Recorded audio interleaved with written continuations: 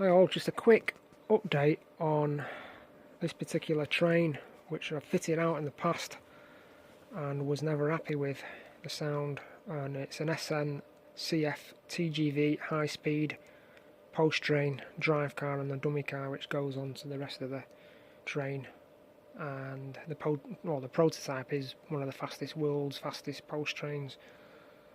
And on this particular model I fitted it out with a ESU V3.5 lock sound chip on the drive car, which meant there wasn't a lot of space for a sound chip, and I put the sound speaker there about a chamber, and it was okay, but I was never happy with it. So someone mentioned, and I can't remember who it was who mentioned, suggested moving the sound chip from the drive car to the dummy car, because there's an interface there, so that's what I've done. Moved the sound chip to the interface on the dummy car and installed a bass reflex speaker, 100 ohm, and took out the function decoder chip which controls the lighting on the dummy car, so I don't need that anymore because that chip does the sound and the lighting on this end. And then I've got a ESU V4 lock pilot 21 pin on the drive car here, so that controls the motor. So therefore you've got to put the address the same as on that chip as it is on this chip, and then try and tailor or mirror the driving characteristics from the lock sound chip to the non-sound chip. So you've got to tailor and mess around using the programming software. I've had to use two different types of software because that's that's a new chip, which is the V4 programming software, and the old chip is the older programming software. So I managed to do that, tailor it and fit it together, upload a sound file using the programmer, ESU programmer there, decoder tester, and then straight into the programming track.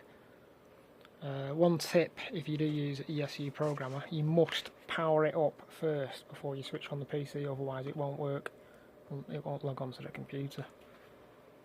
So that's it, pretty chuffed, it's all done. I've just got to put the casing back on, give it a quick power up.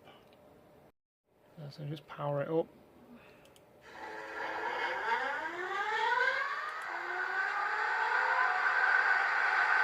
We've got a nice sound, deep bass now.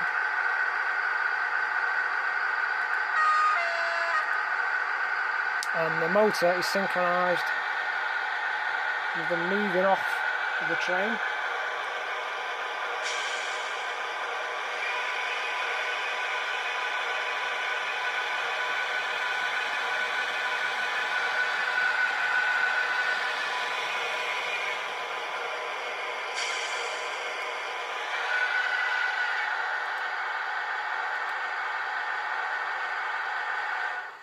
So there we go, that's that done. Yeah, logged onto the ESU sound file, electric locos download for the 3.5, and there's not a lot. There's no TGV sounds on here, which is a bit annoying. You think that there would be a TGV sound file, but there isn't. And I don't even think there's one for the V4 sound decoders.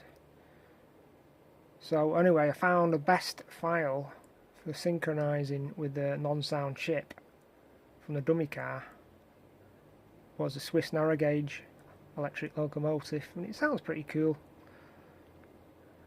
It's not the proper sound file, I'm not bothered, it sounds good enough, and that is a 53550, and that's what I downloaded onto the computer and uploaded onto the chip. So there we go, and that's that.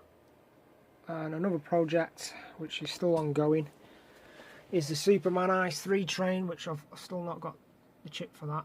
That's another thing that's going on. Another thing is this particular loco here. That needs some attention because it's got a false on it. And another problem I've got is the big crane has got a slight fault on the gearing. That moves one of the legs along with a motor. So that's in bits at the moment. that comes apart very nicely. Another project is Trix 22817 VR85. Looks like that, very nice, beautiful logo. So I'm just fitting that out with a, I'm not doing a sound fit out on that, just a normal decoder and probably a sleeve smoke generator.